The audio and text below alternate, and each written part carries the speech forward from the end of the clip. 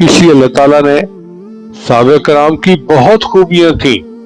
لیکن جو انہوں نے نبی اسلام کے ہاتھوں پر توبہ کی، اس عمل کو قرآن میں بیان فرمایا فَاسْتَقِمْ كَمَا أُمِرْتَ وَمَنْ تَابَ مَعَكَ، اے محبوب آپ بھی شریعت کے پابند رہیے، اور وہ جو آپ کے ساتھ مل کر توبہ طائب ہوئے وہ بھی پابند رہے۔ تو صحابہ کے اس عمل کو اللہ نے قرآن مجید میں بیان فرمایا کہ انہوں نے آپ کے ہاتھ پر توبہ کی ہے، یہ عمل بہت ہی اعلیٰ ہے۔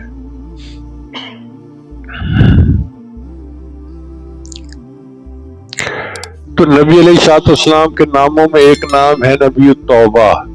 اور اللہ تعالیٰ کے ناموں میں سے ایک نام ہے التواب، توبہ کو قبول کرنے والا۔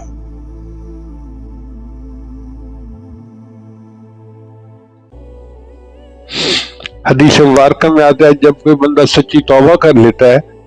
تو اللہ تعالیٰ فرشتوں کو حکم دیتے ہیں کہ اس کے نام اعمال سے گناہ کو مٹا دو، ڈیلیٹ کر دو۔ تو نام اعمال سے بھی گناہ مٹا دیا جاتا ہے، زمین کے جس ٹکڑے پر اس نے گناہ کیا تھا اس ٹکڑے کو بھی بھلا دیا جاتا ہے،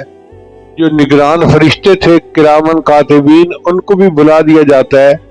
آسمان کو بھی بھلا دیا جاتا ہے، حتیٰ کہ اس بندے کے گناہ پر گواہی دینے والا قیامت کے دن کوئی بندہ نہیں ہوگا،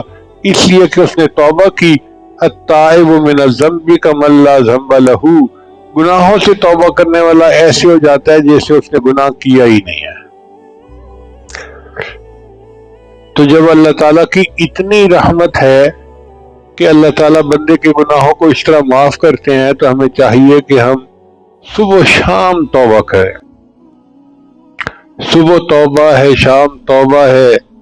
میرے لب پہ مدام توبہ ہے، ہر وقت ہی توبہ کرتے رہے، اللہ سے معافیاں مانگتے رہے،